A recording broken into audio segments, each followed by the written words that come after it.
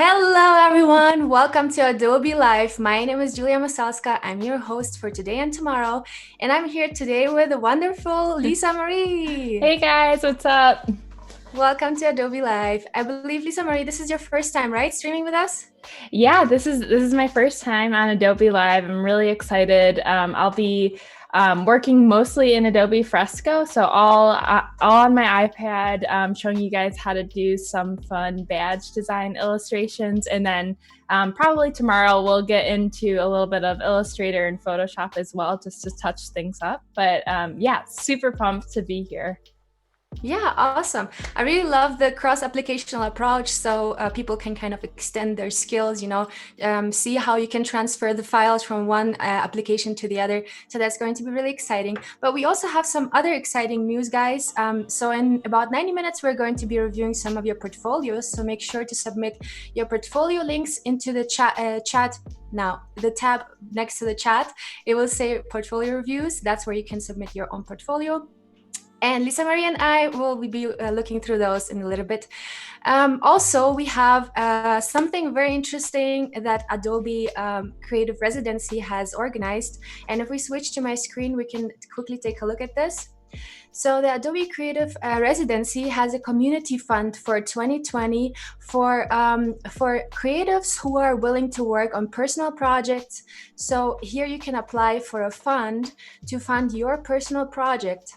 And this is a really amazing opportunity for those of you who maybe are not having a lot of work right now. So you guys still can kind of, keep on doing creative stuff and keep on creating things. And here is this page. And this page you can reach by going to adobe.com/Adobe. Blah, blah. Maybe somebody can share it in the chat. That would be better.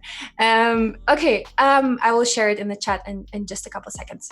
But here, if you go down on the page, you will see that you are eligible if you work on video, photography, photo art, graphic design, illustration, 3D motion design, or product or interface design. And here you will see also the submission timelines and so on. And here you will find the links where you can submit your application. And guys, make sure to participate in the Daily Creative Challenge. This is our Daily Creative Challenge page. If you click onto behance.net/challenge/illustrator, here you can participate in the Daily Creative Challenge. I believe Claudia introduced you just now to the Daily Creative Challenge of today, and it's about isometric type. So it's going to be really, really exciting. We have a community on Discord where you can submit your artwork using the hashtag challenge. So if you go here on the left side, you will see the hashtag challenge. And this is where we all share our designs. And we have friendly mentors who are going to give you feedback. Of course, feel free to give feedback to each other as well. We want to learn from each other, support each other, in this learning process. All right, and let's get a quick introduction into Lisa Marie and her work. Today we're going to be creating some amazing badges, I believe, in Fresco. Yeah, tell us more about yourself. Yeah, so I've been working full-time now as a freelance illustrator and graphic designer for about 5 years. And I have mostly worked on merchandise, so making lots of graphic t-shirts, hats. I've done a snowboard, water bottles, different things like that. And I've done a lot in the outdoor industry in particular, working with brands like that you'd see in REI and different national parks around the country. And now I've been kind of pushing more into the branding space as well. But yeah, so a lot of my work is heavy in illustration. And I really love this. I've been kind of calling them like badge designs, because it's something that, it kind of feels like an old patch, which I have been collecting old patches since I was like a little kid. So it's just something I've always loved. But it's something that can translate easily on like a little patch on a hat to, you could put it on a tote bag. You can use it as branding, logo marks. They're just so versatile and fun. And so I just I love like even mixing like the imagery with like a little bit of typography and Yeah, I love this. This is so cute. I really like how you're showing the process here. I think it's always nice for people to see how, how the process works, how to start doing illustrations like that. So it's great that you're sharing some sketches here as well. It doesn't look that intimidating anymore. Totally. Yeah, I always start everything in a sketchbook, which I'll definitely be going through that today. And even this whole process that I'll be teaching today, it starts in a sketchbook. And yeah, that's kind of just like the easiest, quickest way to get your ideas out there and kind of see what's working, what doesn't work, and then throw it on the iPad and go from there. Awesome. Yeah, guys, make sure to follow Lisa Marie on Made by Lisa Marie on Instagram. And from there, I think you will get probably some other links and you can also, of course, find her Behance link above the chat in the info box. If you click on info, there will be our both Behance profiles. So make sure to follow her there as well. Cool. Well, awesome. Let's jump right into it and let's get started. All right, let's do it. Yeah. All right, so I will pull up my iPad. I am so excited about this. It's going to be so much fun. Me too. By the way, welcome everybody in the chat. Thanks for joining us. Sorry, I neglected you in the beginning. I see Michelle here, Sean, Andrea, Sarah, Tim, good to see you, Monir, Mia, Sean. Oh, I already said Sean. Good to see you. And Adobe Live is here. Awesome. Angela, let us know where you guys are watching from. And if you guys are doing illustration or, more commercial branding or graphic design, let us know what you're into. All right, so I just have my iPad out here and fire up Fresco. So basically, I'm not sure if you guys have used Fresco or not, but it's Adobe's mobile drawing app. And so as you can see, I've worked in it quite a bit. I'm working on illustrating a children's book right now. So that's kind of a lot of my different pages, but I will open up a new document and confess I did a little bit of homework in preparation for this so that it won't take as long cutting and pasting things in. But I will show you quickly kind of like my process of how I put some of my sketchbook pages into Fresco. But so yeah, actually let me start by kind of talking through my sketchbook. Yeah, sounds good. Which actually, I might have to share my screen again. So I'm thinking about maybe sharing some of my sketchbook pages. They are in my sketchbook. Or I can just skip that. I'll just talk about how they're in my sketchbook.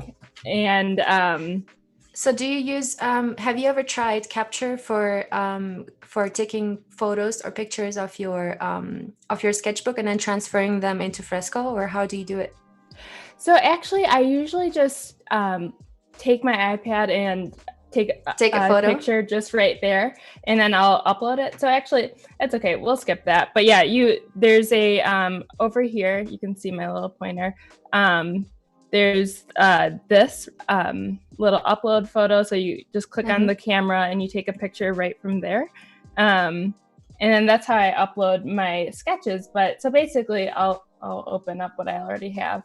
So these are just some sketches I did in my sketchbook, kind of all random, fun, little quirky pieces. And basically what I was wanting to do for this this live was kind of just a set of badges on just kind of like encouraging, fun, quirky pieces that where the theme is like staying balanced, staying healthy, kind of doing things that lift people's spirits up during this time. And so I was just, doodling around.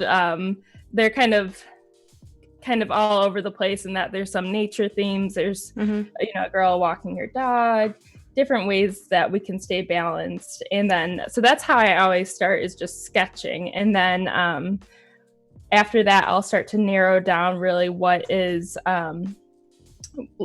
what's working, what's not working, and kind of pick a few of my favorite ones. So this is really just copying and pasting and dropping it into the iPad. And then I love how they already are looking like badges, because you're giving them this cutout, Yeah. So it already has this badge feel, and I think it's really, really cool. Totally. Yeah. Thank you. Totally. So these are kind of like the 6 that I chose to go with. So, and I left a little bit of space too in the middle. I might even move that up a little bit too, because I wanted to add some like typographic badges tomorrow. So I'll drop that in the middle. But yeah, so these are all there. I mean, as you can see, they're pretty just like rough sketches, very heavy on illustration. There's some text, but this one, even in particular, it's definitely got a lot of work to do still on it, but you kind of already separated them into layers, so you have an easier time to moving them around and so on, right? Right. Yeah. So I love how Fresco does have like such an easy layering system, because it definitely helps me stay organized. Because I can just, turn that on and off, or lower the opacity when I want to see that, still see the sketching or the sketchbook layer, but not necessarily have that blocking whatever I'm drawing. But yeah, so let's go in and start to, now that we have kind of our sketches laid out, and let's go in and start to draw. Let's do it. Let's do it. Peter is also saying, sorry. Peter is saying, trying to get ideas for our Junior Ranger program with California State Parks. This is awesome. Yeah, this is probably the perfect inspiration for this. Awesome. Yeah, that's great. I'm curious, what kind of state parks are you working on, or which ones in California? Yeah, Peter, let us know. Which programs are you working, or which parks are you working on in California? That would be interesting to know. Totally. Which parks have you worked with before, Lisa Marie? I have. Oh man. I've done a lot of the different national parks around the country. Done quite a bit of stuff for Yosemite, which is one of just the most, in my opinion, just absolutely stunning parks in the country. But yeah, I'm trying to think. I've done work with Parks Project, who's actually based out of California. So they do a lot of different T-shirts, hats, like all that type of merchandise. So that was one of my first freelance gigs. Actually, back in 2015, I did an adult coloring book for them, and it was all of the different animals of the national parks. Wow, that sounds interesting. Yeah, it was a lot of fun. So I featured about 20 different parks, or 20 different national parks for that project, and then also made some T-shirts. So and then I've worked with a couple other brands to do park related stuff. I have a quick question for you, because I was always interested in making my own T-shirts. Can you recommend a good platform to order them online? Yeah, totally. So oh man, I'm unfortunately not the right person to ask that question. You probably just made the designs, right? And the parks just ordered them themselves. Right. Yeah, because I kind of found out early in my own career of like, I don't love the selling process behind designs, but I love the making. So I really, really, really love collaborating with brands that already have that process down, and then I'll go ahead and make artwork for them. So yeah, I'm sorry about that. I'm not the right person to ask. That's okay. If you guys in the chat have any suggestions about platforms to order, to custom T-shirts, please let me know. I'm so much in the search right now. I'm really willing to make my own t-shirts. I don't know where to order them. I've been trying with there was one company that I tried, but the quality of the t-shirts was really, really low, so I would not order it with them again. Yeah, that's so hard. Yeah. I definitely feel the same way, and like, yeah, even wanting to do like support like a local business somehow, and wanting to learn of some like local shops that Yeah. maybe you could partner with. It's hard. Yeah.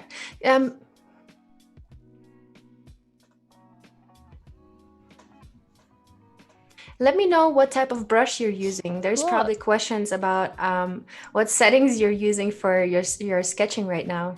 Absolutely, yeah. So I am working in the vector brushes. So there's the pixel brushes, live brushes, and then vector brushes in Fresco. And so I love working in vector because, as I'll show in a moment, you can scale and move and resize and play with everything. And it's not getting pixelated, right? Does not get pixelated at all, which is awesome because I really like to like move my sketches around and kind of finagle and finesse right up until the very end, and so it doesn't lose any resolution, which is awesome. And also if you're working for clients like parks, who knows what size they're going to be needing to print something, right? So it might be a huge poster that they need your little badge on. So it needs to be scalable. So when you want to create something that's scalable well, then you should work in a vector format. Totally. And that's where you work in Fresco, or for example in Illustrator. Illustrator is also, I think, one of the best programs to use for vector designs. That's my mostly used. Yeah, awesome. But yeah, so I work mostly in the vector brushes, at least for this point, so that I can just continue to keep all of the lines really crisp and clean. As you can see, I can zoom infinitely in and it doesn't lose any resolution. But yeah, and then there's definitely a lot of cool textures that come with the pixel brushes already uploaded. I think it's like Kyle's brushes are some of my favorites. And Kyle T. Webster. He's a star. He really is. Yeah. Here's also a question by Clever Devlin. Can you get those Fresco vectors out to Illustrator so you can change the points? I believe you can. I mean, you certainly can you can send it over into Adobe Illustrator, and I know for sure image trace it and play around with it in that way, but I'm not sure actually. I can tell you for sure it's possible. Yeah. I have done that before because I like to start my initial designs in Fresco and then take them over to Illustrator on the desktop so that I can, refine them and work on the colors and so on. And maybe after that, I even export them and bring them into Photoshop and, bring some noise in, for example, or, work with blurriness or just adjust the colors. So yeah, it's definitely possible. And you can, those are basically like strokes that you can adjust later on. Yeah, that's awesome. I actually, I used to work a lot in Adobe Draw before there was Fresco. This was like a couple years ago. And I know that was normally how I worked as well, because you could send it right in, but I haven't actually tried that yet with Fresco. So that's helpful to know. Yeah, and you know what's also cool? So for example, if you have sketches on your in your sketchbook and you want to digitalize them, you can use Adobe Capture on your iPad, and this is how you can kind of translate your pencil sketches into vectors as well. That's awesome. Yeah, that's super good to know. But those won't be, strokes. Those will be outlined, shapes that kind of are being created. So it's a little bit difficult to, to modify them. But I have seen some artists that are really great in, using those and making it a little bit more, quick and dirty looking. So it looks more like a rough sketch. And everybody has their own style, right? There's designers who like to work very precise and like to work with very geometric and shapes and very straight lines. And there is some that like that, that sketchy look, where it's not quite perfect and where some lines are a little bit off. So yeah, everybody has their own style. Yeah, totally. I feel like I'm probably a little bit more of the sketchy look, just because, especially I have a background in fine arts, so I grew up learning how to do like oil painting and charcoals and still lifes and all that stuff. And then it really wasn't until college that I learned all the computer softwares and switched over to graphic design. So, I mean, everything is very, very heavy on like the more illustrated side for me. And so I do like to keep my like more like human like mistake elements, in my sketches. And yeah, I like that. I also see one of your illustrations right now on Instagram, and it has a combination of both. So it might be the case that you're kind of in between of using perfect shapes and bringing some imperfection in it to kind of have a little something catchy for the eye. Totally, that's true. That's awesome. Yeah, I used to do oil painting when I was 7 years old.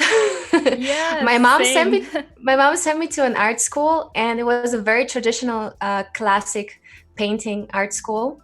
And I think I went there for like 2-3 years before we moved to Germany. So that was back in Ukraine, and Ukraine and Russia are known for their very amazing oil painters. They have very amazing realistic artists who are mostly painting in oil or gouache. Have you ever painted with gouache? Yes. Yeah, a bit. And mostly, I'll still do some painting too. I actually I work with an art company that Jerry's Artorama. They have a lot of great products, but I'll do mostly acrylics, oils, and watercolors, but I have done a little bit of gouache, which is, I know, kind of like a mix between acrylics and watercolors. But that's so awesome that you did that. That was in Ukraine? That was back in Ukraine, yes. And cool. We started painting still lifes with like vegetables and fruits, and and those curtains in the back. And our teacher would set up this little like table looking chair where she would put all the fruits and would let us would show us how to apply the highlights and the shadows, and how to paint three-dimensional. Yes, I feel like we probably had a very similar childhood in that. Maybe. That's awesome. But yeah. Sorry. No, I was just about to say, like, I think when I was 4 or 5, I started sketching churches for some reason. I think I was just so amazed. Those Russian churches, they have those colorful, I don't know, I think they're called onion domes or something like that. So yeah, I think I know. So they look like an onion. You should look up, if you look up pictures of Moscow, you will see those onion domes. Those are from their churches. So I was so fascinated with those. And in Ukraine, we had those in gold. So those really stick out if you think of like, an environment that's actually gray buildings and high-rise buildings, and then you have those beautiful churches in the middle of the city. So they really stick out, and I think for me as a child, it was really something that inspired me to start drawing. That's awesome. Yeah, no, What did you mostly sketch? So I it's funny, actually, like my earliest memories are sketching dogs and horses just in my playroom as like, probably like a 3 or 4-year-old. Which is funny because I feel like not much has changed. I still like am a big animal person, and but yeah, and then I remember going to this art school. I think I started similarly like in like 2nd or 3rd grade, and doing a lot of still lives, a lot of vases, and I mean, kind of what you were saying, the different fruits and whatnot. But then actually for a while, once I got into high school, I mostly just did like strictly portraits. So just like only just like faces. So I have like tons and tons of like old artwork. I used to draw eyes all the time, just eyes. Oh, And then I could draw one eye, but I couldn't draw the other one symmetrically. That's funny. So they always look different. Totally. But if I would draw only one, it would look totally perfect. You know, so right. I had this sketchbook where I only had like left eyes. Oh my gosh, I love it. Yeah, you need Photoshop to copy and paste. Yeah, exactly, right? Yeah. Yeah. But yeah.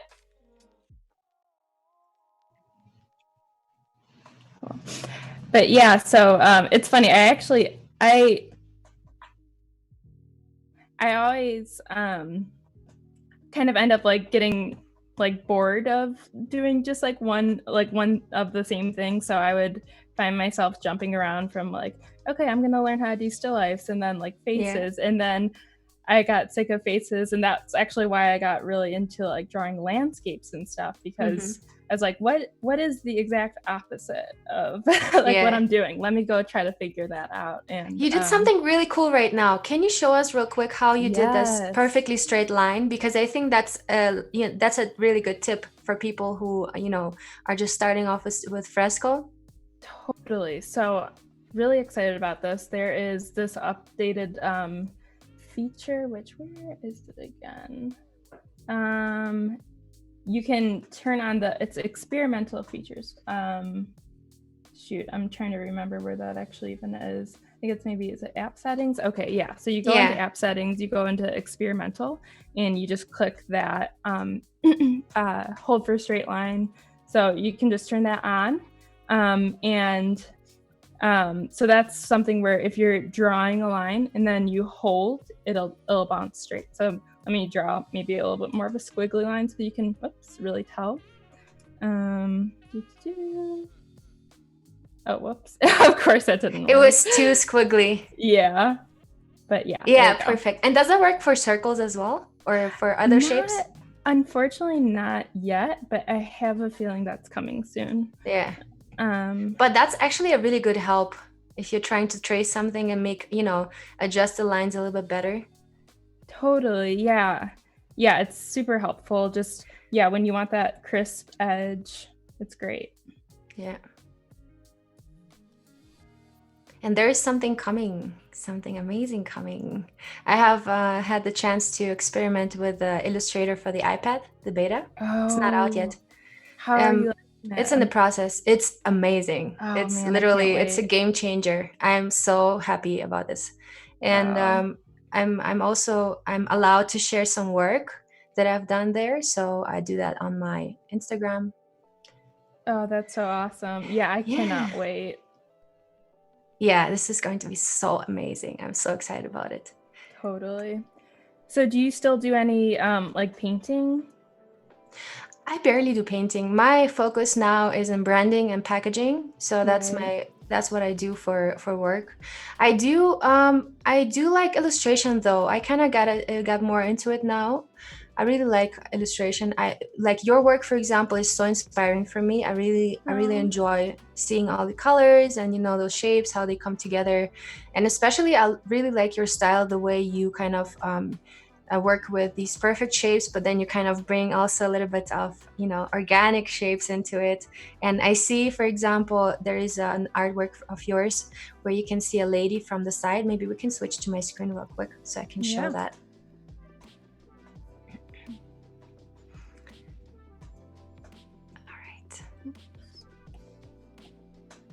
All right, this one, for example. So you can see the head of this lady is totally perfect. Her hair, it looks very, very perfect. But then you see those shapes of those leaves and they have those little imperfections and this, this sketchy type. I mean, by sketchy, I don't mean like weird. I mean like sketched. Super sketchy. Yeah, sketchy. And I really like this combination. I think it makes an illustration very natural and organic. And I feel like it's something that makes you look at it way longer than if it will be completely perfect. So I really enjoy that. Thank you. Yeah, it's funny. Even when I was learning back in college, like how to use all the, Adobe softwares, I would find myself still drawing as much as possible, like for my projects. So I majored in graphic design, and then I would upload them to the computer with a scanner and tweak them a little bit. But I feel like that was before, when I really didn't understand how to use most of the softwares. But it's funny because I still feel like I do a lot of that hand-drawn stuff still, because I feel like that is the thing that really, like everyone, it's almost like a fingerprint. It's like your unique touch that no one else, draws exactly the same. No one else has that same handwriting. And so I think it's cool to keep some of that. Cool. Yeah, I really love it already. It's really nice. Yeah, so right now I'm just going in and basically outlining all of my sketches to create a little bit more of like these complete drawings. So here, let me turn off so you can see it's starting to come into shape. And then once I'm done with that, and I'll make sure to add shapes around each of these illustrations as well, and then we'll start to play with color and so excited about that. Yeah, so awesome. we'll keep building. And so when you're working on one little badge, do you keep it on one layer, or do you divide the objects inside the badge also in different layers? Yeah, so for the most part, I keep it on one layer, unless it's going to be something that I'm like, I know that I'll have to tweak a little bit, then I'll throw another layer into it. But then like the sun and rectangle one right now, I know that, like, based on my sketch, like this doesn't quite fit. And I wanted to actually write New Mercies every morning or every day or something like that. And so I ran out of room on my sketch, and it should go at the bottom. So I'm kind of leaving that a little bit unsolved. It's like I feel like I look at every just leave the problems for later. right. Totally. But yeah, so I mean, I'm like, maybe I'll have to still make the square bigger. I don't really know yet. So it's easier for me to just have it on a different layer so that I can quickly resize things. But so I guess that didn't really answer your question, other than I guess it depends. But so if I kind of already know exactly where everything needs to go, then it will be on one layer. But when there's still some mysteries I need to solve, I will Sounds good. By the way, guys, don't forget to submit your portfolio link if you're interested, for Lisa Marie and me to look through your portfolio and give you some tips. You can click the button above the chat where it says portfolio review, and there you can submit your link, and we're going to review them in about 55 minutes. Woo! Yes, so excited. Can't wait. So you said you lived in Ukraine and then Germany? I lived in places. Yeah, I lived in places. You lived in places. That's cool. I lived in places. I lived in India for a year as well. So I lived in places. That's really cool. I like traveling. I like spending some more time in a place. So but yeah, the background is traveling. Yeah, I really like it. But the background is I was born in the Ukraine, and then when I was 9 years old, we moved to Germany, and then I spent most of my life there. Oh, wow. What part of Germany? It was in northern Germany, the city called Hanover. It's close to Hamburg. Okay. Very cool. Yeah, very cold and rainy. Oh, really? Yes, it's not my favorite weather. And we were also living on a hill, so every time I would go to school, I would be really pissed off. I would put hairspray on my hair and make it nice, and then I would go down the hill to go to the train station to go to school. And then by then, the wind had destroyed it, and the rain fixed it in the destroyed state. So that was already something that really pissed me off. And then I was like, I need to move somewhere else. Well, Denver is super sunny, and I guess not right now, warm, yes. But now, yes. The winter was really cold. We had minus, not minus, I'm talking in Celsius right now. We had like Oh, we actually had -4 degrees Fahrenheit one day. Totally. That was Yeah. crazy. Yeah, last year, Chicago, there was a week where it was -20 was the worst day, but it was in the negatives every day for a straight week. And it was just like, oh my gosh, I was like, why am I here? Like, what am I doing? But I love Chicago. Yeah. Awesome. Thanks, guys, who just joined. Let us know if you're new to Adobe Live. We would like to know if you're a newbie. Just write newbie and we'll welcome you here. Thanks, everyone, for joining. I see there's a lot more people who joined. So let us know in the chat if you just joined. We would love to talk to you. We have such an international community. I really love it. It's people from all over the world. That's so awesome. Yeah, I've just started to well, I guess the last few years, started to travel a little bit more internationally. And I mean, my goal is definitely to be on every continent. But my husband and I, we've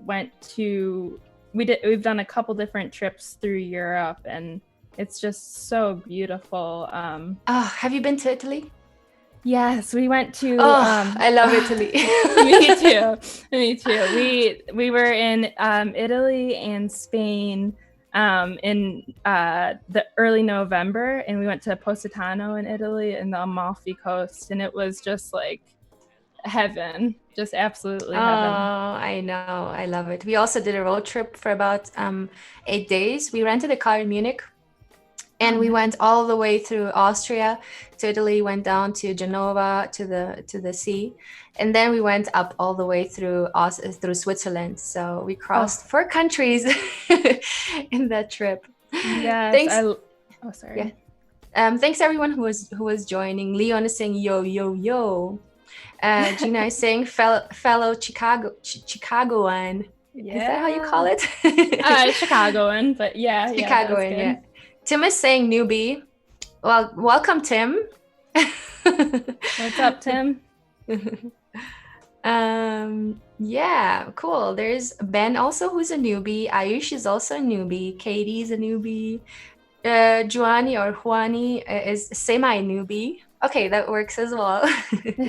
Musna is saying hello, Lisa and Julia. Hi, Musna. Hey. Okay, cool. Yeah, Adobe Live, thanks for sharing the link. We have some feedback, like a survey that you can fill out. So please go on to that link and help us, get feedback and make this experience better for you guys. So we would really appreciate you fill it out. That would be awesome. Sorry, what were you saying before? Oh yeah, I was gonna say traveling. Yes, I could talk about this all day. I know. Switzerland is like one of my favorite places. For our honeymoon, we did I think we went to 4 different countries, where we flew into London and then Paris, and then went to Zermatt in Switzerland and a couple other places, and actually Füssen in Germany. Füssen. Is that how you say it? Füssen? Füssen. Is it with CH? Oh no, it's Fussen. It's Füssen. Füssen. Yeah. Yeah. Okay. Yeah. It's like right in the corner, next to Austria, Switzerland, and Germany. Like right over the border of Germany. Have you been to the Bodensee? It's South Germany. It's a huge lake. It's so huge you can't even see the other end. Oh wow! No, it's really big. Yeah, it's amazing. Awesome. It's really beautiful. And also there is the Garda Lake in Italy, which is also a very beautiful lake. That's awesome. Yeah, unfortunately, we were only in Germany for, I think we had like a day and a half. It was really quick, but Switzerland though, we stayed in Zermatt, which is like the Matterhorn. It's like this little mountain town. There's like no cars allowed up there, so you have to take this train up and then you walk everywhere, and it was just like one of the most stunning places I've ever been. Awesome. Askia is asking, can you tell us what kind of brushes you use? So Absolutely. I think people who are new to this, they kind of want to know the exact settings you're using. So maybe we can go like through what type of brush you're using and what's the brush stroke and what's the size of your artboard, you know, like things like that. I think that's interesting for them to know. Yeah, let's do it. So this is, so I'm using right now the vector brushes. So there's a couple different ones that come in here. I just like to use the basic round brush for this because I really like to have that consistency all the way through, so there's no tapering. But basically, so a vector brush is, you can, you know, draw some lines and there you will not see it get fuzzy or pixelated at all because it's actually not a pixel brush. It's point based.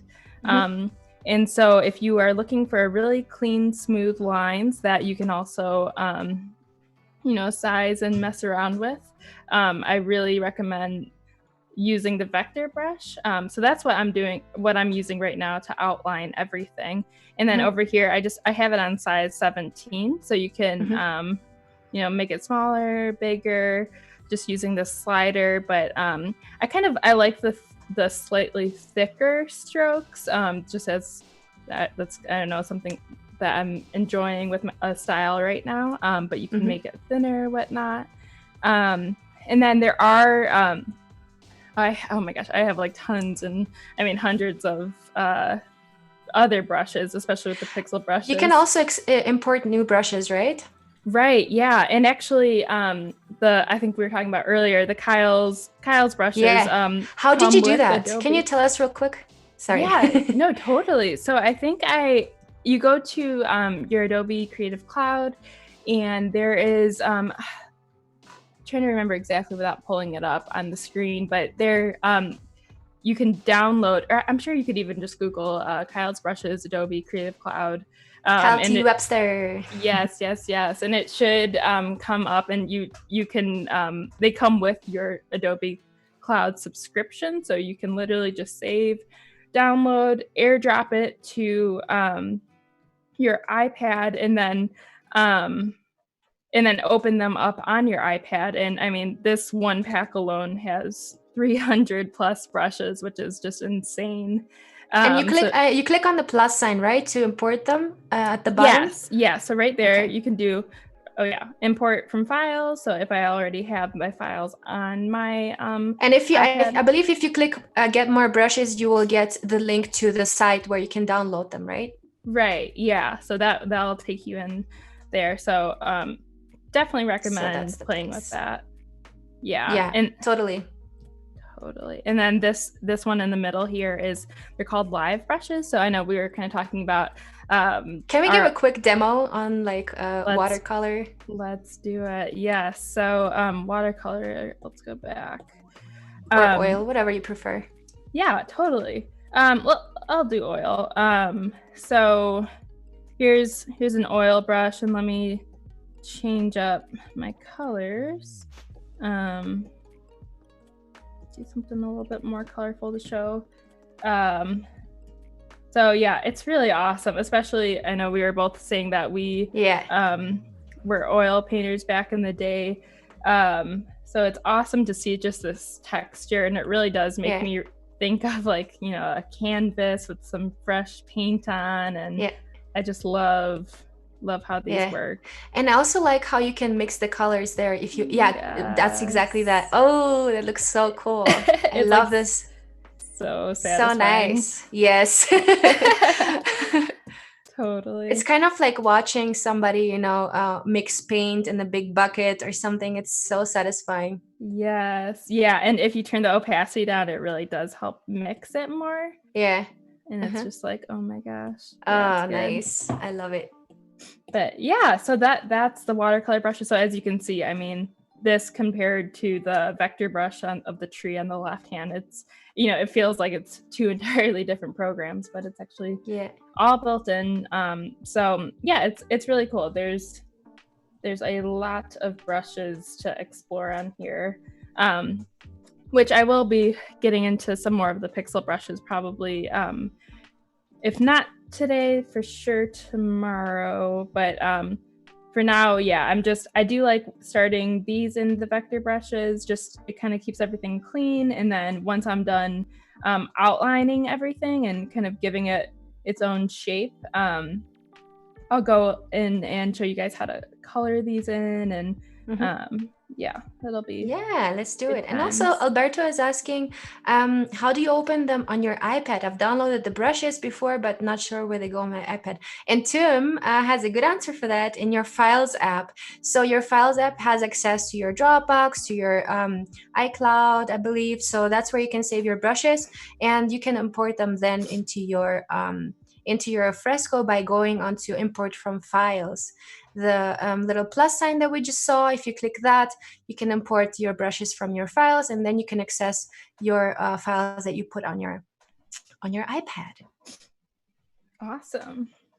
But I believe if you download them from the Adobe website, they're already kind of pre-installed in your Fresco. Yes, yeah, a lot of them are pre-installed, which is nice. Alberto, hopefully that could answer your question.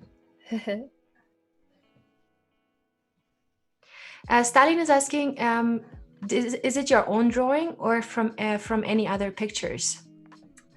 These are all made up in my from my head of just yeah. I always keep a sketchbook by me. It's funny, even like, as my husband was kind of making fun of me because my hobbies literally are like, one of my favorite hobbies is just drawing. So it's like I'll be working all week long, and then on a Saturday I'm like, oh, I can't wait to draw. And he's like, what? Isn't that what you've been doing? Like, no, that was client work. Same thing. I have the same thing. And then you can finally, so sometimes when you work with clients, you'll be wanting to do something, you'll get some ideas that you want to do, but they don't quite fit for the client. So then you kind of want to realize them for yourself. Yeah, 100%. Yeah, so you write the little idea down, and then over the weekend or at night you can explore it. Yeah, so I mean, oh my gosh, I have so many sketchbooks that are just, I don't even know what to do with them. But it's fun because I'll go back and look through ideas and and that's kind of how things come about, are just really, my sketchbook is almost like my own like catalog or like library of like images, and then I'll take that and build out like badges like this. That's awesome. Yeah. Askia is saying thanks a lot for sharing with us. Absolutely. Thanks for listening. I'm super excited to be here. This is my first Adobe Live, and I mean, I've been using Adobe for 10 plus years, and I feel so honored to honestly be here. So yeah, same here. Yeah, so awesome. Cool. So this was actually kind of inspired by Switzerland, because it's kind of got the shape of the Matterhorn, where it's just that super triangle, pointy type of mountain that you really don't see anywhere else. With that type of definition. I think if you're just a beginner, it really helps to look at photos and to see the shapes of things. So it's easier for you to draw them. And I think what some people kind of struggle with in the beginning is to keep it abstract, to kind of see the basic shape of something and not to get too much into detail. So as you can see here, we are kind of sketching with only one line width and kind of trying to give this an abstract feel, right? So it might as well be a photo, and you can make an abstract of that. I think as long as you use one brush stroke and only one color, you can really help yourself kind of make it more minimalistic and make it more abstract, right? Yeah, totally. And I would say if you're kind of starting to get into drawing, I mean, I would say just carry a sketchbook and just draw anything that catches your eye. I mean, that really is how you learn how to draw these shapes. Because before this, I've spent I don't even know how many hours, like looking, like what you're saying, looking at mountains, whether I'm like out literally on a hike or and traveling, or just Googling a mountain and just drawing it, painting it, trying to do it like in a very realistic painting setting. And then I have my more like illustrative type of style. And now it's ingrained in my memory, but you definitely, like seeing it and using a reference photo or whatnot is so helpful and so important to learn kind of like the rules and after of some it. time and after some time I feel like we kind of memorize different objects in our head and we know how they already look, so now you don't even have to see a mountain to be able to draw one, right? Exactly. Yeah, there's almost like a couple like set of rules that you kind of figure out that it's like, okay, these are some important things to make sure to include in that drawing to make it feel like that object, whether it's like a person or a flower or like a mountain. And then once you at least have those, you can really play with it and make it up and still have it look like what it's supposed to look like, but still give it your own personality. But really that just comes with like just practicing drawing and just playing around. That really is all art is just playing. I totally agree. And we have Kita Jones in the house. Welcome. Hey. I think Kita Jones was a past guest on Adobe awesome. Live. That's awesome. I believe so. I'm not sure though. Correct me if I'm wrong, Kita.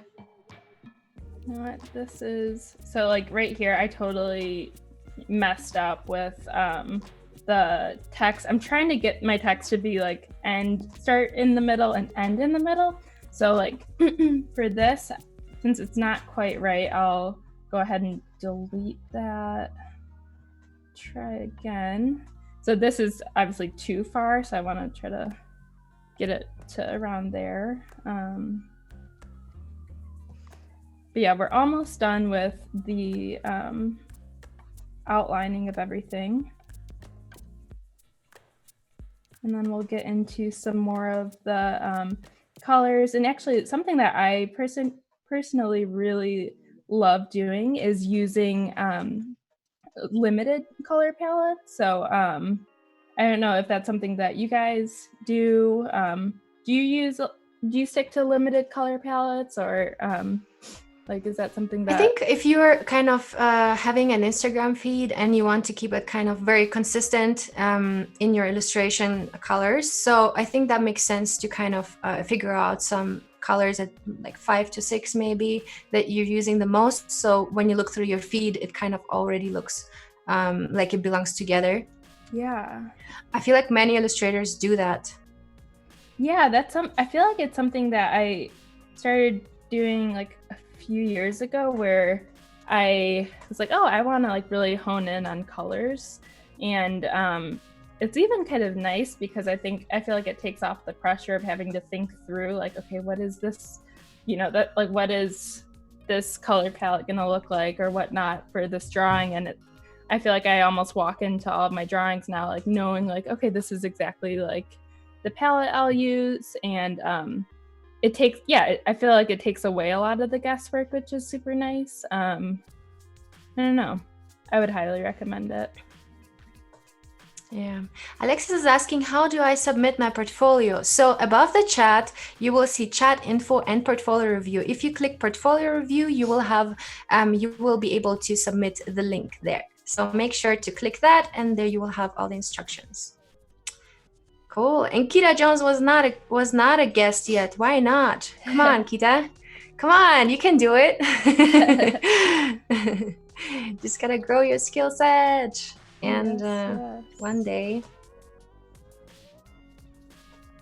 There's so many people streaming right now. I have seen so many designers, sharing the process, because we're all at home now, and we have a lot of time to watch somebody else do some cool stuff that we maybe can't do. Oh man, it's so true. Yeah. Yeah.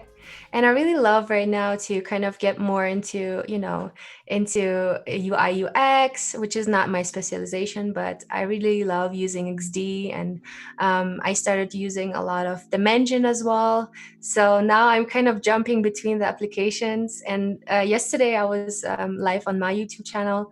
And that was really cool. In just 1 hour, I've jumped through 4 applications. So we went from Illustrator to Photoshop, to Dimension, and to XD. So that was really, really an amazing experience. That's so So much awesome. fun. So much fun. So I started basically making branding in Illustrator.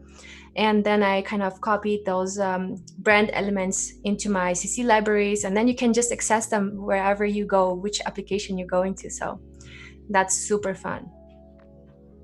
Yeah, I've never used XD. How long have you been working in that? XD probably around 1.5 years now. Nice. And it's just a super fun application just because you can not only create initial designs with a pencil tool or pen tool like we have in Illustrator as well, but also you can create amazing animations in just one click. It's super, super cool. And you can not only use it for creating application prototypes, but also just to create experimental animations. And even we can even take your designs that you're creating right now, and even in XD we can animate them and make them move, make them do something. We can edit the vectors as well, so it's actually really cool to create awesome. interesting visuals. Yeah, that is definitely something that I want to learn more about, is animation. I feel like it looks so cool. It adds like that extra element to your designs. It makes them come to life. Yeah, so totally. And I think in XD there's just this different technique of applying animation. Usually you have this timeline and you have these layers inside the timeline, like if you think about After Effects, for example, or Premiere Pro. So in XD it's different. In XD it animates from artboard to artboard. So all you see is the different artboards, and then you kind of connect them, create a relationship between the artboards. So let's say you create one vector file on one artboard, and then you copy paste it into the other one and make changes. And then there is a tool called Auto Animate where you can kind of create this auto animation from one artboard to the other, and then those changes that you've made are automatically being animated. So that's really awesome. Oh, that's awesome. Yeah, I'll definitely have to check that out. I know I've played around a little bit in After Effects, and I haven't really nailed down animating yet. So I'll definitely check that out. Can you make like GIFs in there? Something similar. There is no. I don't think there is an export. A way to export a GIF. Sure. But I think that's best made in Photoshop. Yeah. But for example, if you want one thing to move, like if you want something to slide into the screen, or that type of animations. Cool. I think GIFs are usually like they contain just a couple images, so there is no flow really. It's just like tuck tuck tuck tuck tuck. Right? Totally. Yeah. Or if you want to create a flow, you have to create at least 21 frames. So that's a lot of work in Photoshop. Yeah. That makes sense. Hida is saying that art looks fantastic. Yeah, I totally agree. I'm so excited about the way you're going to apply the colors. So that's going to be really exciting to see how it kind of becomes alive, Same. Yeah, oh my gosh, I'm such a big color person, and I feel like I gravitate towards like really bright colors. Well, actually, I feel like, I don't know if you feel the same way, Julia, but even like it depends on what season it is, like literally of the year. I feel like my color palette changes. So like right now, since the flowers are blooming and things are becoming like really green outside, like my color art palette literally becomes like brighter, and then in the fall it gets like super earth tony. And yeah, Totally agree. And the same thing happens with my clothes as well. As you can see, I'm wearing more like a, so today was a little bit cold. I woke up, I thought it's going to be warm. So I was like, oh, sunny mood, you know, purple. And then I felt the cold and I was like, let me put this sweater on top. Totally. Yeah. It was kind of chilly here too. Yeah. Kita is asking if I cut my hair. No, I haven't cut. Well, I did cut my hair, but not extremely short. I always just cut the tips in case that's interesting for everybody. I can't wait to get a haircut again. I really need one. Well, these days you need to learn to cut your own hair, or you need to teach your partner how to cut your hair. I know. Oh man, I cut my husband's hair. Actually, I was very surprised and happy about how it turned out. Luckily, it turned out really well for him. Yeah. I did like a fade. I cut my husband's hair as well, and I did a fade too. Yeah, it was awesome. I was like, wow, I can do this. Like, this is like a new little. Okay, guys, let us know in the chat if you have cut your own hair or your partner's hair during this quarantine. That would be interesting to know. Did you let your husband cut your hair? Yes. Oh, you did? Okay. Yes. See, I haven't let Cody cut my hair, but maybe I'll give it a whirl after the live is over. Kobe is saying, lol, I might just grow my hair out long again. Yeah, that's also a way to do it. Totally. Marcus is saying, nice stuff. Greets from CGN. Oh, whoops. Sorry about that. CGN. What's CGN? Yeah, what is CGN? Let us know, Marcus, what's CGN? I would like to know. I'm new to the US, so I have an excuse. Yeah. If it's a city or okay. Javier is saying, I have clippers coming today to cut hair. Awesome. Yes. Yeah. Carol is saying, I have cut my bangs. I feel like everybody's experimenting with hair these days because you don't have to go anywhere. You don't have to go to the office, you know? And I have experimented with colors so much. You guys who see me on live streams every now and then, you will see every day I have a different color. Oh, that's fun. So much fun, yeah. It's like sorry. No, I was gonna say it's like a new canvas, you know? Yeah, right? Yeah, to paint on. Right. And Tim is saying haircuts, let it grow, let it grow. Yeah. And that is what I have been doing. Let it grow. It's getting pretty long. It's like, I don't know. It's nice though. Your hair looks good. Thanks. Yeah, I was thinking to maybe cut it down to like shoulder length, but probably have to wait for a while. Marcus is saying it's Cologne in Germany. Oh, okay. Oh, cool. I love Cologne. Cologne is really pretty. So, and Peter's, sorry, what were you saying? Oh, no, you're good. So Peter is saying my wife cuts mine. Co-workers in Zoom said it was the best they saw so far. Nice. Okay. So maybe you should change your hair salon after the quarantine.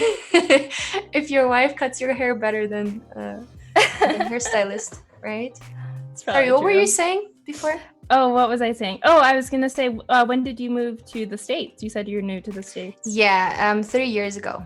Okay, and have you only been in Denver, or did you move somewhere else? I lived in San Francisco before for 2.5 years, and we moved to Denver just a couple of months ago.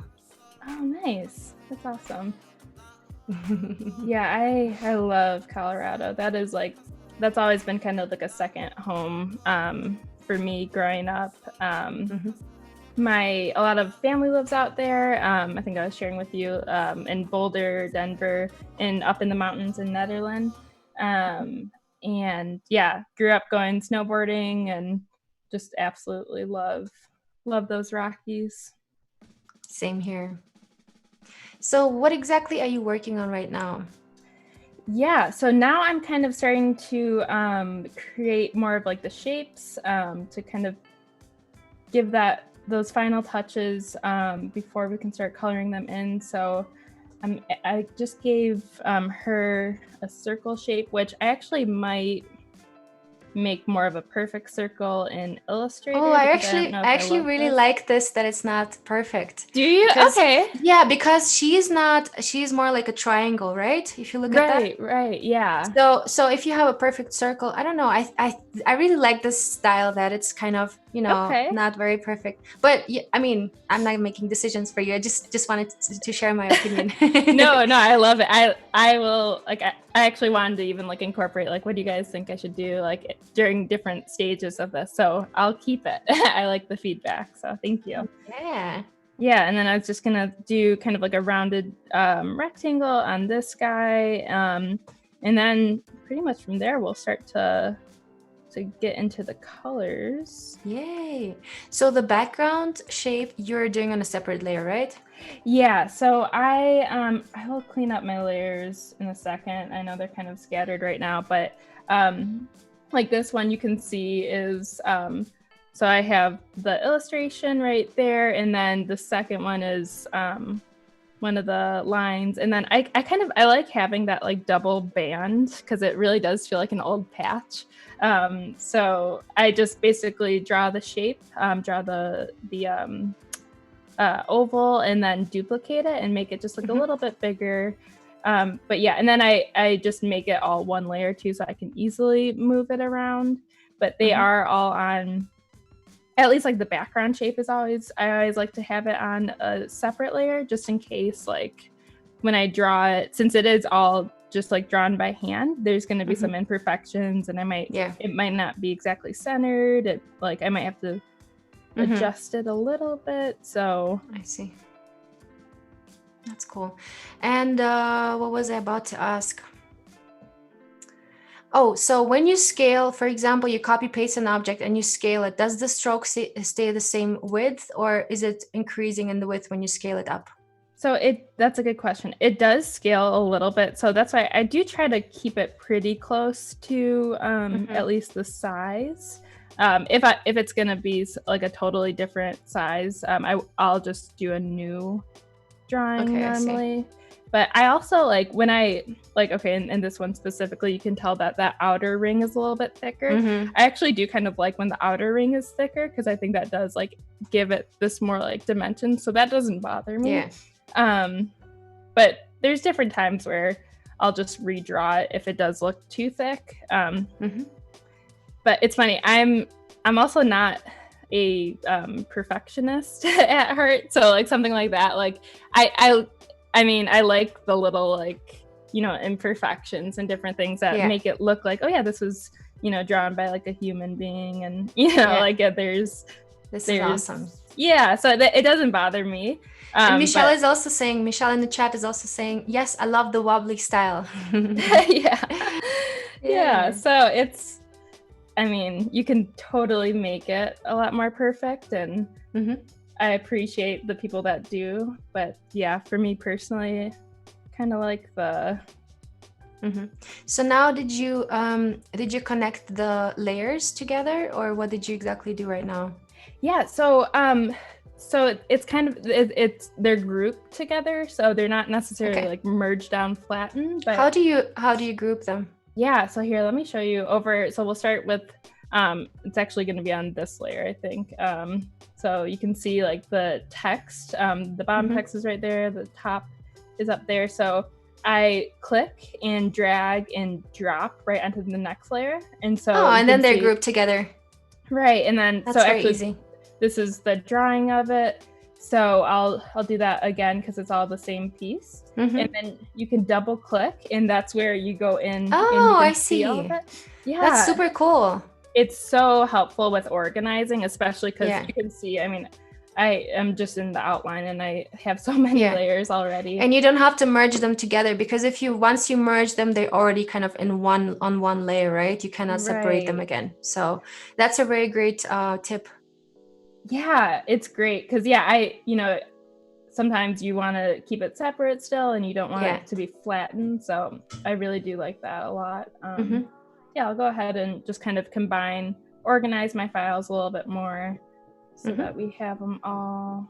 Yay. And Leticia is asking, Oh, you can take the draw in Fresco and put it in Illustrator. Yes, correct. You can do that. You can save it to your, I believe, to your CC libraries, and I think there is even an export button for Illustrator as an AI file, and then you can access those from your desktop and edit them, edit the vectors, adjust the points. So yeah, you totally can. Yeah. And Leticia is also saying that's awesome. Yeah, and I can't wait for the Illustrator to come out too. Yeah, same here. Mobile. Oh man. I think what's really special about Fresco is that it has these live brushes that can be very realistic, and they can be really nice to create some texture, you know, in an illustration, even as a background or something. You can use those live brushes as, you know, like a watercolor or an oil paint. So I think that's really, really cool, you know, as an addition to the vector that you are creating. Absolutely. Yeah. Like I think I was saying in the beginning a little bit, I'm working on illustrating a children's book right now. And the whole thing I'm working with the watercolor brushes. Mm-hmm. And it's so awesome because it's like I can easily make those changes and whatnot working digitally, but it still looks like real watercolors, and it's just it blows my mind like how I know when I used them at first I was like, whoa. Totally. This is so cool. And then you have still this movement. For example, if two colors of watercolor kind of mix together, you still have this movement of how they kind of mix up and this flow of the water. Oh, that's so relaxing. I really love it. Yes, it's so good. I love it too. Yeah, Donald is also asking, I don't know Fresco well, is it pixel or vector based? Yes, that's exactly what we are talking about. Fresco has this variety of different kinds of brushes. There's vector brushes, there's live brushes, which are watercolor or oil paint. And there's also the pixel brushes, your regular ones that you sometimes use also in Photoshop. Corey's saying, I want to start using Fresco so bad. Corey, start today. Do it. Awesome. Yeah, and I really like it too because you can take it anywhere. I mean, you can literally be, you know, sitting on your bed painting, whereas like you can't do that with like regular paints normally. Yeah. So yeah, it's super versatile. Yeah. I would not paint with watercolors in my bed. Yeah. That would be there. That will be a disaster. Yes. Or even like, I know right now it's difficult to travel, but once things hopefully go back to normal in the future, even just like drawing and painting on your iPad, like on a plane or, you know, in a car or whatnot, like on a road trip, that's something I do all the time. And it's pretty amazing that we can do that. Yeah, Anthony is also saying it blows my mind how vectors work so well with watercolor. Yes, I totally agree. Although you have to keep them on separate layers. So the vectors are automatically going to be on a separate layer than the watercolor or the live brushes. I mean, the live brushes or the pixel brushes. Right. So that's very important, and I think it's even great because you don't get those mixed up. And usually what I do is I use the watercolor in the background anyway, so I just adjust the vectors on top in a separate layer. Corey is also saying, I think I spent about 1 hour plus every day at Max playing with it. Oh yeah, that was. Oh, Max was so amazing last year. That's awesome. Yeah, I missed it. I really want to go. You were at Max last year? Yeah, it was really cool. Interesting. There were so many cool things, and yeah, it was really nice. They had those stations where you can play around with the new tools, you know, have access to all the beta versions of stuff that's coming up. That's awesome. And I also really love that presentation where you kind of get all the insights of what's being developed at Adobe. That was probably one of my favorite ones. It was very futuristic, a lot with AR and, you know, animation that kind of has to do with AR and, you know, using, for example, you can animate your face with a character. You can connect your movement of your face with a character. That was wow. super cool. I think Paul Trani was recently having a stream where he kind of introduced it to that. So if you guys want, by the way, if you want to watch any previous streams, if you scroll down, if you're on a desktop and scroll down under this window, you will see the replays. And there you will find all the different, all the different past replays. But don't leave us yet. Stay here. Stay here. You can do that later. Totally. Yeah, I've definitely gone back and watched a lot of like old streams, and it's so awesome how much content there really is online and just how much you can learn. Like, I feel like I'm always trying to tune into something and learn something from other designers. Like at least like every few weeks or something, I'll go in and try to learn a new skill. Mm-hmm. By the way, in 13 minutes, we're going to review some of your portfolios. So make sure to submit your portfolio link in the portfolio review tab above the chat. Let's do it. So excited about that. I really love to see other people's work. It's just inspiring. And I think we can all kind of, learn small things from each other. Absolutely. Yeah, that'll be really fun to see everyone's work. Yeah, Tim is saying, I wanted to go to Max Europe this year. Yes, unfortunately, it was planned for June, but the situation kind of, didn't make it happen. So yeah, Tim is also really bummed it didn't work out. Same here. I was ready to go because the tickets were way cheaper than in the US. So I believe it was the first one in Europe. That would be so exciting. Yeah, I was gonna say I didn't realize they had them in Europe. Oh man, where was it supposed to be hosted? It was supposed to be in Lisbon in Portugal. Nice. Yeah, so that would be so amazing. I really love Portugal. Yeah, Lisbon's beautiful.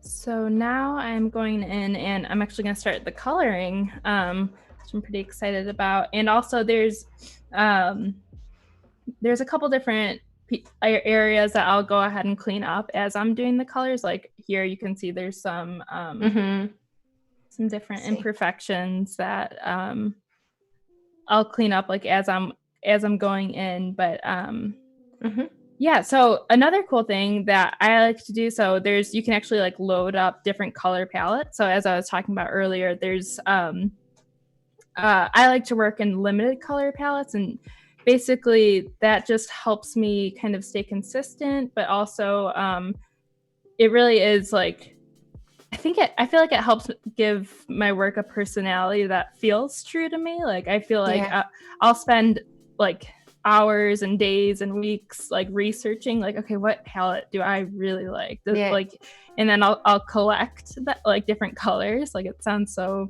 design nerdy, but yeah, and then I get really excited when I find something that feels like true to me. And then having that on hand is so nice. But so yeah, you can actually go ahead and save different color palettes. So here I have some of just like my different palettes saved. But lately, and as you can see on my Instagram, I've really been loving these like blue and pink palettes. It feels super fresh and like even like kind of like springy. Yeah, and I see you have those all in libraries, in CC libraries, right? The color palettes. Yeah. And if we can quickly switch to my screen, I can show you guys where to get some interesting color palettes from or some inspiration. Cool. So if you go onto color.adobe.com, you will find this page here. And this page is so amazing. It has different features. So here you can play with a color wheel, and here you can, for example, pick different color, color compositions, or you can extract the theme from a previous artwork of yours or another artwork. You can just select a file. Let's say I'm gonna do this real quick. I'm just gonna select a random file of mine. And now I can just extract these colors. How cool is that? And then the cool thing here is I can just save it to a library. If I go on the right side, I can save it to my different libraries that I want to save it to. And as soon as I click save, I will be able to access these colors, this color palette, in all of my Adobe applications. So this is really, really cool. And here you can also click the explore button. Here you will have different color palettes. And I really like the trends site here, where you can find different color palettes depending on the different things you want to design for. So there's fashion, there's graphic design, there's illustration. So if we go into illustration, we will see the different artworks that have been illustrated and the color palettes of those. And of course, you can adjust them still and save them to your libraries as well and use them in your Fresco. How cool is that? Yeah, I love that you can have libraries. That's been like such an important part of, I feel like, my workflow, because yeah, you can just quickly access that and it's great.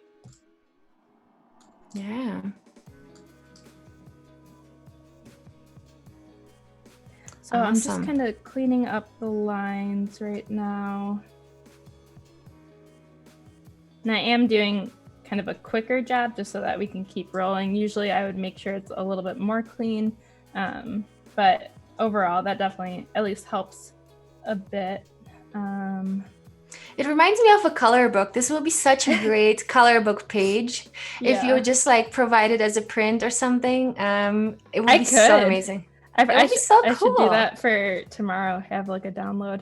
But yeah. Oh yeah, funny. That's a good idea. Then people can just download it and print it out at home, you know, on a black and white printer. Totally. And color it. Or they can just color it in Fresco. Oh yeah, definitely. That would actually be really fun.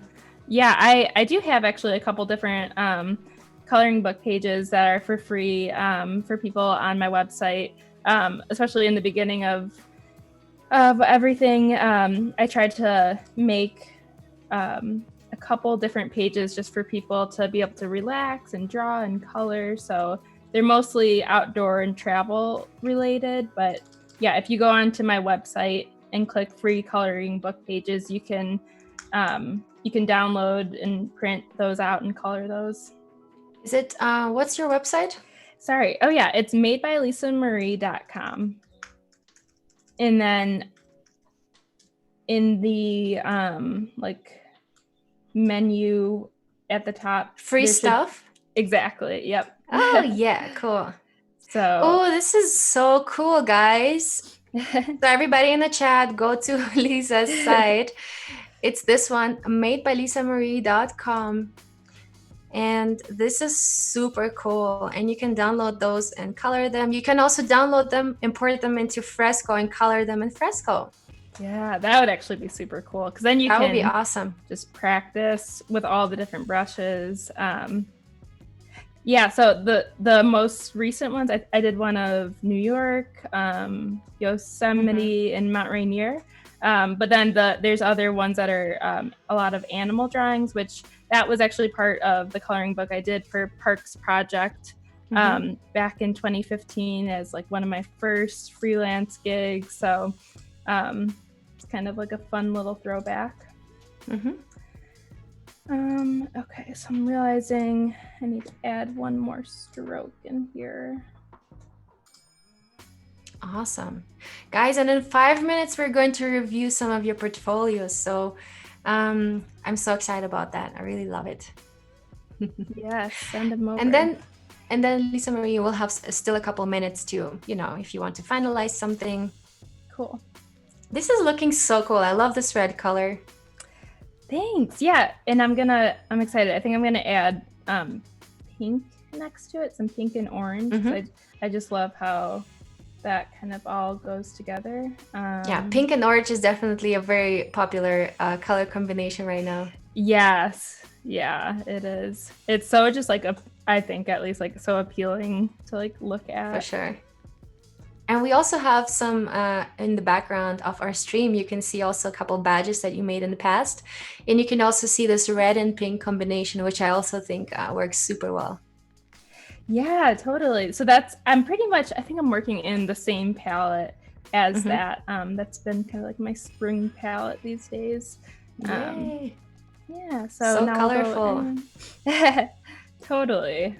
Yeah, I try to like behind each badge I do, like whether I like really say it or not, I try to make everything feel kind of like light and encouraging, or Oh, I have love it. this thing.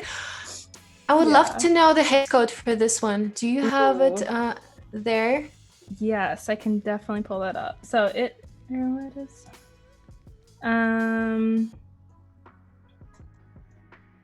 There it is. So it's well, I don't have the hex code, but if you wanted to do RGB, yeah. Yes. That works too.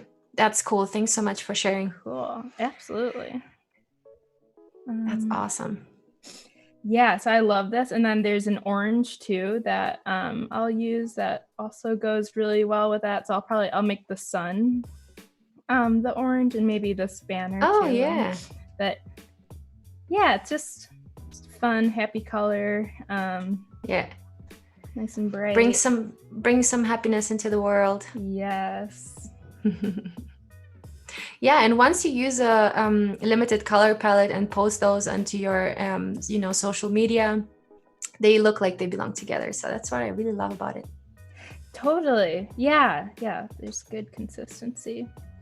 Well, and it's fun because I feel like for so many years I've really been working in mostly earth tone colors, which I love earth tones, and I'll probably go back to them too. But I feel like really the last few months I've kind of done a 180 and have gone like all bright, which has just been a fun change up.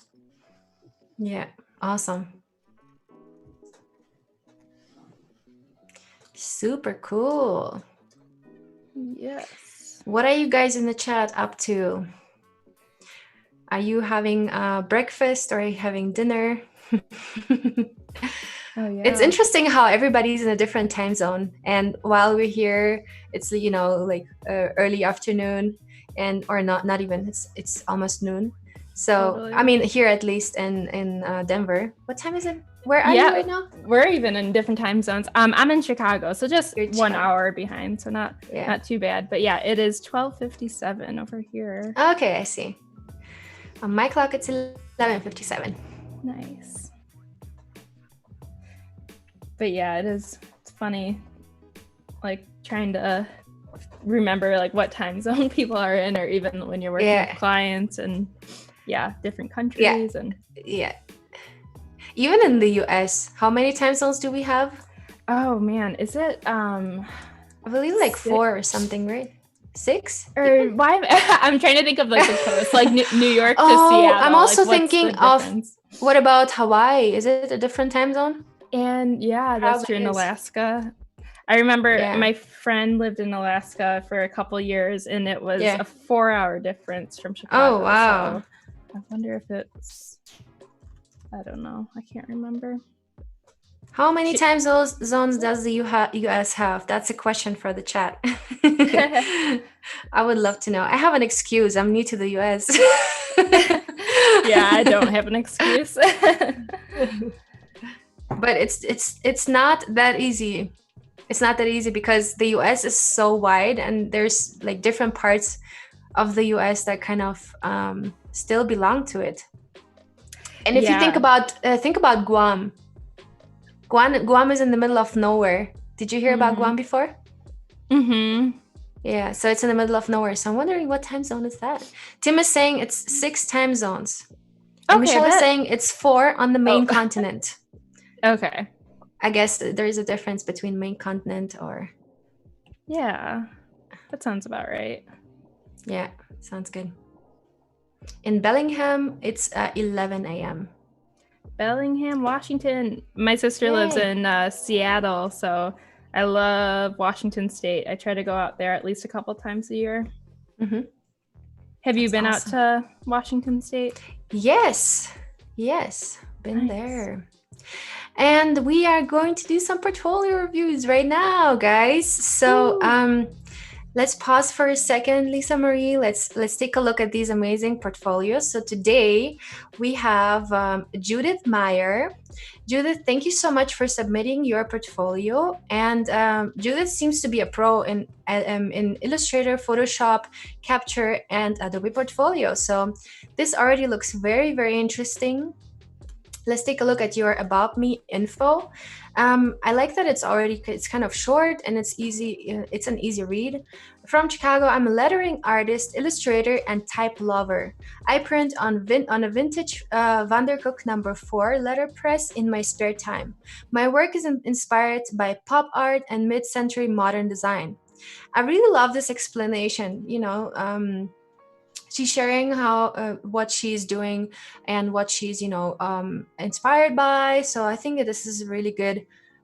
This is a really good intro kind of into your work. Okay, Elisa Marie, pick a project. Which project should we open? So I'm not able to see the portfolio review screen right now. That could be shared. All right, it's okay. I'm just gonna pick one right now. Vintage postcard mural concepts. All right, this is super cool. I really like the way you kind of used the typeface to integrate the different aspects, probably of Oswego, the village of Oswego.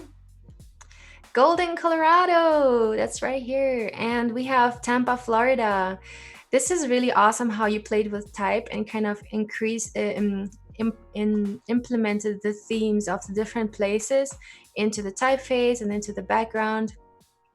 I really love here how you kind of, let me try to zoom in here. Never mind. I really love how you kind of place the trees here, even in the middle and in front of the typeface. So you kind of have this three-dimensionality, this relationship between the forest and the typeface. So it's really, really great. I really like this work. And Tampa, the very typical colors of Florida, this pink and purple, all these color combinations, I feel like are very typical. I really like this. And Golden, Colorado came out really, really good. Awesome.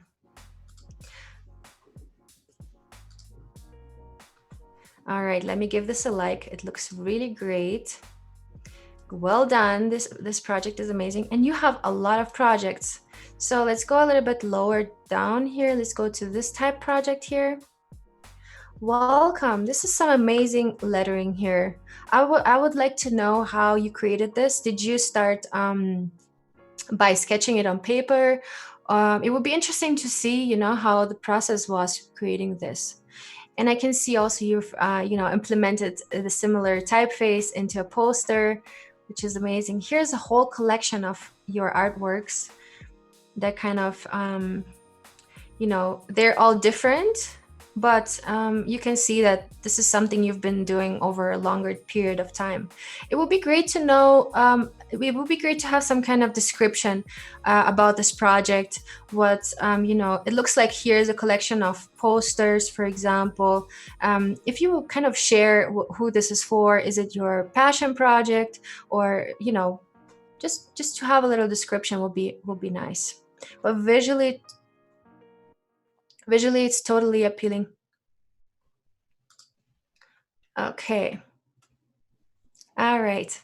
Okay, this is really cool. I have seen this on some of the Adobe installations. They also have this, very, very nice create lettering here. Oh, Adobe Live. This is awesome. I really like this. This is really pretty. And we have this create. This is also really cool. And you have implemented Adobe, the word Adobe in here. I can read it. So that's super cool. That's awesome. Yeah, Great sorry job. about that. I was having a little bit of technical difficulties with seeing the screen, but I'm starting to be able to see it now. Yeah, that's really beautiful. I love that it takes up like a circular shape. That's really creative.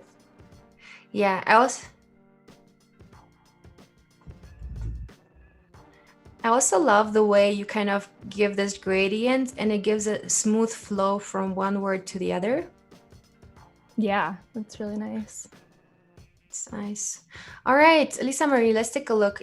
I want you to pick a project and then maybe we can take a closer look with your feedback so you can kind of, so you can talk a little bit. Yeah, absolutely. Is there anything that jumps into your eye? Man, they're all so good. I'm curious about the on the top row, the drawing of the two guys, the line art. Okay. Mm-hmm. Very illustrative. Coloring pages. Oh, that's awesome. Chicago and 420. Awesome. This is really cool. Love it. Very cool. Yeah, unfortunately, my screen is still pretty small. Kind of having a hard time seeing, but it looks really just like really great with the line art and boldness. Yeah, if it keeps going, that's awesome. I love the faces and how playful that is. That's cool. Yeah, I love the I think like using even like blocking out some of the pieces like you did with like their hair and mustaches, and just making that like a solid black really helps make the illustrations pop and kind of contrast that negative space with the positive space. So yeah, that's really good. Yeah, I think that's a great job. And I really like how illustrators are kind of giving other people the opportunity to, to get creative and, give them basically some presets to apply their own creativity and color. So that's really, really awesome. I was also really curious about this project here. It looks like 36 Days of Type. Yes, 36 Days of Type 2020. This A looks really, really cool. I love the way you kind of went away from orange and kind of applied colors that are not typically combined with orange, like this this blue here and this pinkish purple. What do you think, Lisa Marie? Yeah, that's super cool. I love it. Feels like a very like groovy type face, where it's got kind of that like 1960s 70s feel, which I know I'm personally a huge fan of, so I love that. That's really fun. Yeah, let's scroll down. Let's take a look at a couple letters. Yeah. Oh, C. That's C awesome. reminds me of comic because you use these. I think these brushes are even called comic brushes. So yeah, Lisa Marie, what are you thinking? Yeah, that's super fun with the clouds. I love that how you've used the actual shape of the letter to also like make it feel like it's a cloud shape. So that's really cool. Yeah, for sure. Oh, this is also nice. I can see you had a lot of experiment here. I really like it that you kind of it looks like you tried to learn new combinations of like of brushes and colors. And, here I can see you probably did some transitions between these lines. So it's great. I think 36 Days of Type is a really great time to kind of learn new tools and apply different types of design than usual. Yeah, and I really also like the color palette too. You've got those complementary colors going, which is really cool. But they're also blended in a way that it doesn't feel too like extreme. It's like they actually flow really, really nicely. So love that. Yeah, I agree. And the E looks very similar to the cool. A, kind of this blobby feel, right? I love it. That's super fun. And that one actually looks more like 3-dimensional too. So I wonder if you illustrated that or used a software to get that effect. Yeah, that'll be interesting to know. Oh, this is also nice. That's super cool. F. Love that. That's cool. I think you kind of repeat your color palette, which makes the letters, kind of feel like they belong together, although they're very different style. But I think color can really connect and, connect the concept of things and bring them together. Definitely. Yeah, that's super fun. Something completely different here.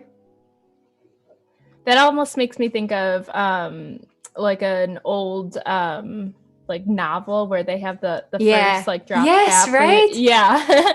Like an old fairy tale book or something. That's really cool. Yeah. I totally agree. Oh, this is also nice. I love it. The waves, so cool. Great job. Yeah, it's Yeah, a lot of, amazing how much like variation you can get with type, you yeah, know?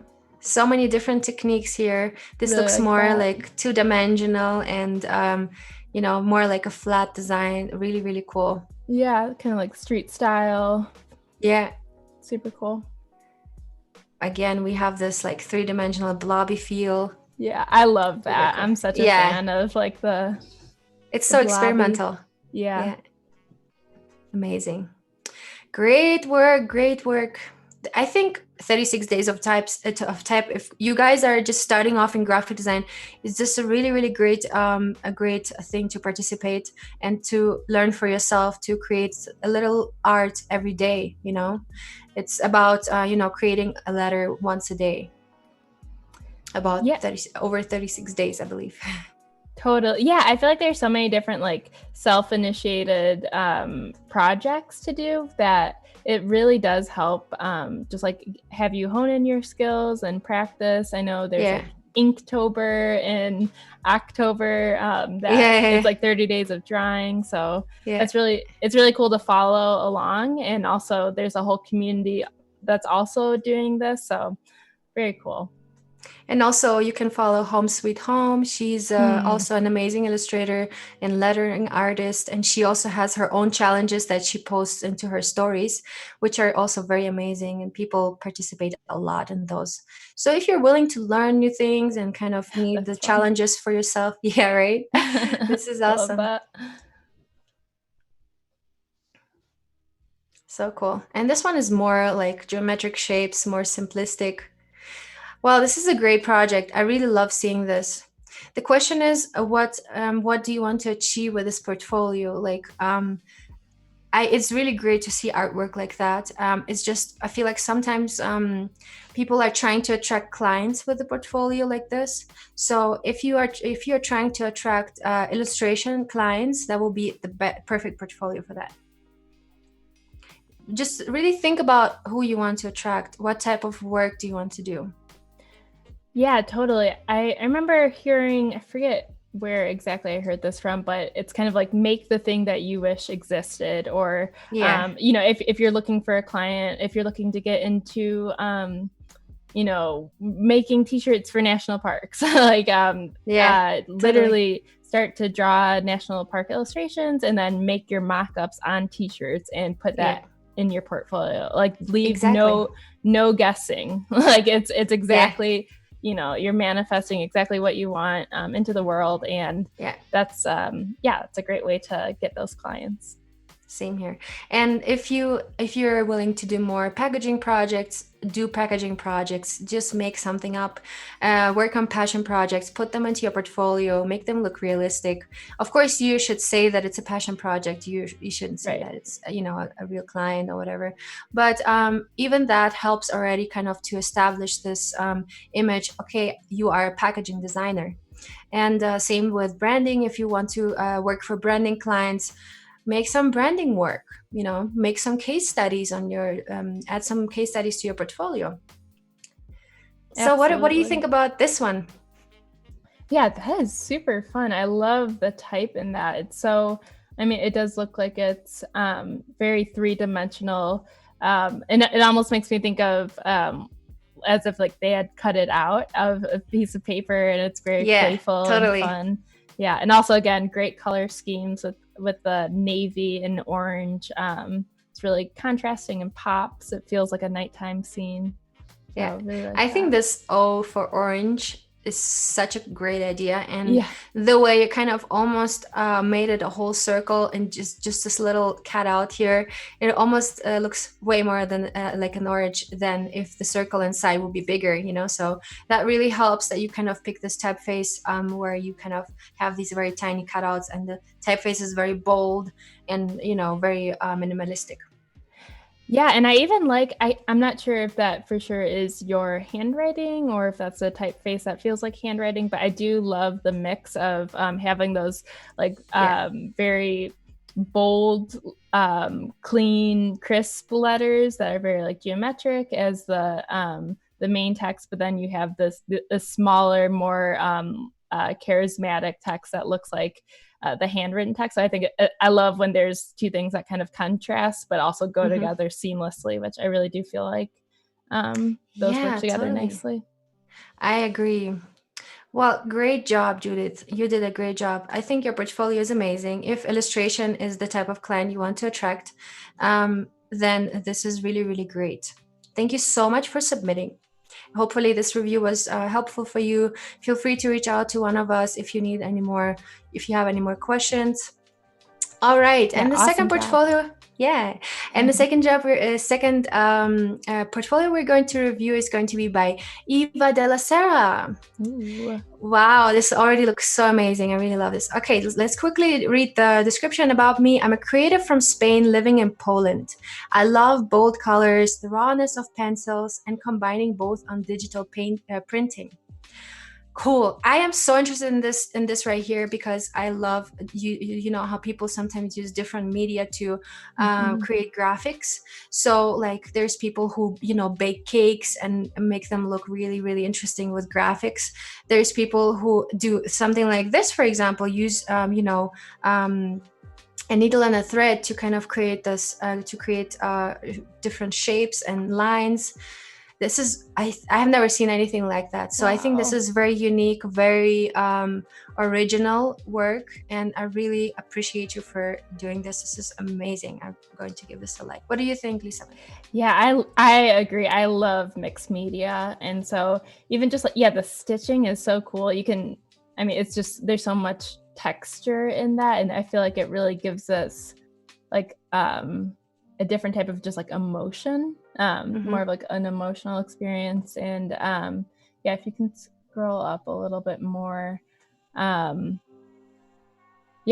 super cool. I wonder, it almost, I think, even makes it feel more like fine art, like it's something that you would want to see like framed and hung up like over like a fireplace or something. It's really, really beautiful.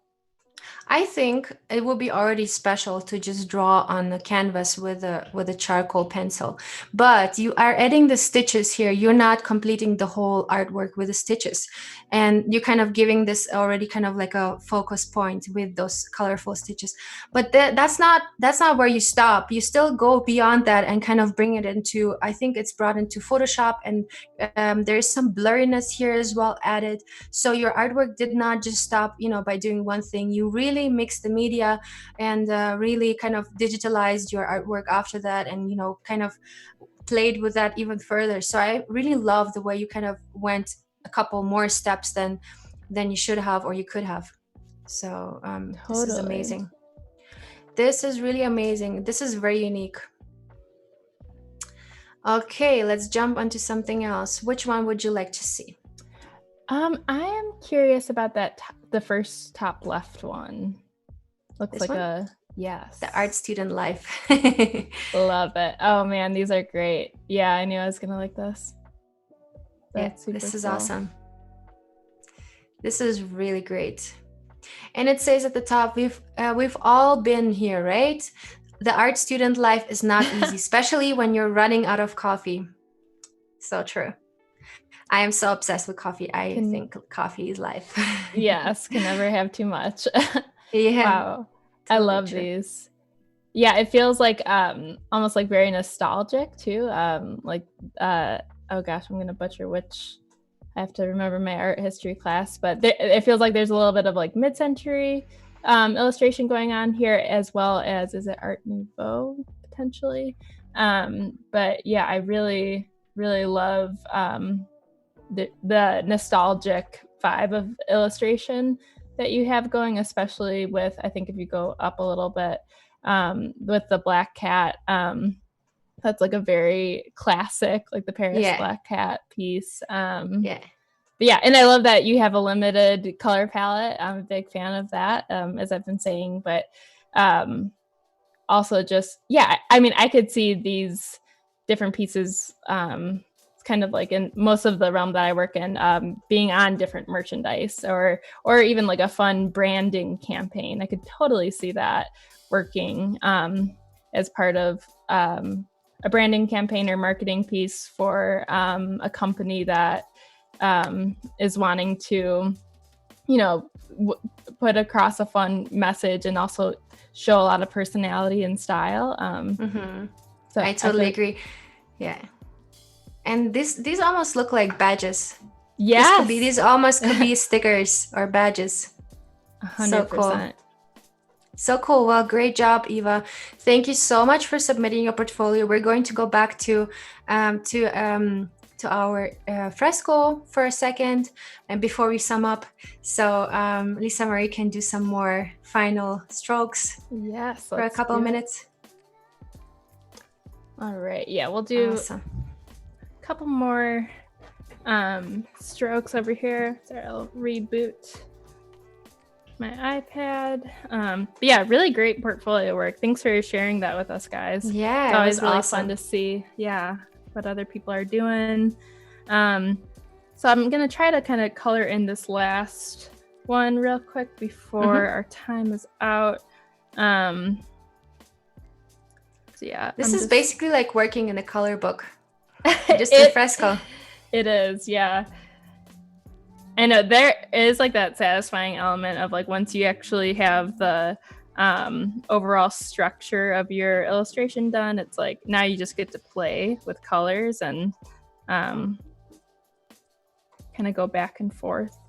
Awesome. And you're applying the color on a different layer, right, than your I am your design. Yes, you're applying it underneath, so you can actually never go above the stroke, right? Exactly. Yeah. So that just helps me keep things clean, as well as I also like having them on different layers so that if I decide, I don't like what color that is, I can quickly mask the layer and then change it. So to me, it helps me save so much time and really utilize all the different things that Fresco allows. So I can show you guys how to do a layer mask if that's something that you want. Yeah, I'll go ahead and oops. No pressure. Yeah, I guess I should probably try to finish this drawing and then I can show. You're fine, no worries. You don't have to hurry. We can continue tomorrow. It's not a big deal. This is true. Yeah, and Claudi's here in the chat. Hi, Claude. It's good to see you. Claude, what's up? Awesome. Cool. I think these are coming out so amazing. I need to do some more of that. It's really inspiring for me. I'm probably gonna jump into Fresco today. Good. Oh, that makes me so happy. Yeah, everyone. I think many people do. Good. Yeah, it feels, if you haven't used it yet, every application can feel a little bit intimidating at first, but really once you start just playing around, you start to kind of finagle with things and learn like, okay, that's like how you use the different brushes and whatnot. It gets really fun, and try to go into it without any pressure or expectations, so that you can just play and have fun, because that's the best way to learn, I think. I agree. And Claudi's saying, loving Lisa's work. And Claudia, by the way, will be introducing the Daily Creative Challenge to you guys. Let's take a quick look at the schedule so you guys kind of get an idea of what's going to be going on today. We're pretty early in the schedule yet, but Paul Trani introduced the Photoshop Daily Creative Challenge earlier. Now it's us. And after this, there will be Claudia and with the Illustrator Daily Creative Challenge. And I was showing you the page earlier. This is where you can submit your artworks, and after that you can even see some XD and the XD Daily Creative Challenge with Howard, and we'll finalize the day with Adobe Spark and Paul Trani and Veronica Belmont, so stay tuned for those as well. Awesome. Sounds like a great day. Yeah, we have so many streams going on right now, so we have a long schedule. It's amazing. You can literally learn so much during one day. So awesome. Yeah, I've been watching so many new things that I haven't been doing, before. Like we had some amazing animation in After Effects, and even XD. I'm still not a pro, and I'm really happy learning new things. So I really love to watch the XD stuff as well. Yeah, that's super cool. That's inspiring me to watch XD, because I don't think I've ever even really messed around in it at all. So that would be a fun thing to challenge myself and try to learn a new application. Yeah, totally. Awesome. I really like this pink color. Yeah. It's looking so amazing. And you're getting a bunch of compliments in the chat also. Becca saying, Aw. love these colors. Thanks, guys. Cool. Yeah, it's funny. I always end up either making my skies like a bright sunset, or it's going to be like the middle of the night with all the stars out. There's like, oh yeah, there's no in between for me. This is so cool. This is coming out so great. This is probably about as far as we'll get to today, but yeah, for tomorrow I'm planning on finishing all the coloring of these badges, as well as making the background a color, which I'm thinking I might do blue as the background. So probably this color, just so you guys know, which will be fun. Yeah. And then also adding some text from Adobe Illustrator, as well as just a little bit of texture as well, and kind of just showing you how the final piece can be put together and displayed in my portfolio. Awesome. Thank you so much. Wow, this was a great session. I've learned so many things. Thank you so much, Lisa Marie. And for everyone, again, follow Lisa Marie on her social media. Can you repeat all of your links again so people know where to follow you? Absolutely, yeah. So you can find me on Instagram at Made by Lisa Marie. And then that's pretty much where I am across the board. So also my website is madebylisamarie.com. My Behance is, I believe it's actually Lisa. You can find the link above the chat.